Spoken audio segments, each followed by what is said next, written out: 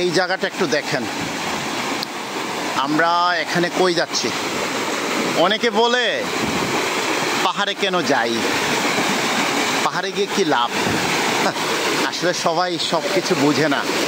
যারা বুঝে তারা এই বৃষ্টির মধ্যে এইভাবে হাঁটছি আমরা।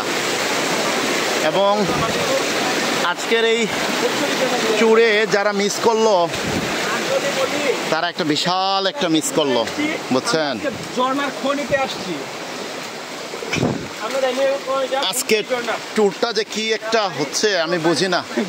আর এর পুরো আইডিয়াটা হচ্ছে এই যে এই যে এই যে এই যে এই যে উনি উনি আমার স্যার এক ব্লগার। আসলে আসলে একটা বিশাল একটা ব্যাপার আর কি। এখানে না আসলে এটা বোঝা যাওয়া যেত না আর কি।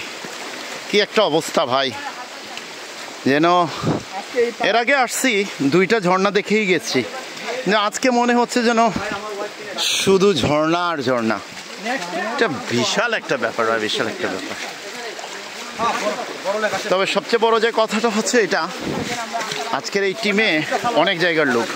হবিগঞ্জ থেকে, আমরা তো বেসিক্যালি কুলাউড়া মৌলভীবাজার কর্মধা থেকে, তারপর বড়লেখা থেকে, এবং সবচেয়ে বড় যে কথা স্থানীয়, এই যে সামনে একজন বয়স্ক লোক হাঁটছেন, উনি একজন স্কুল শিক্ষক, শ্রদ্ধাভাজন।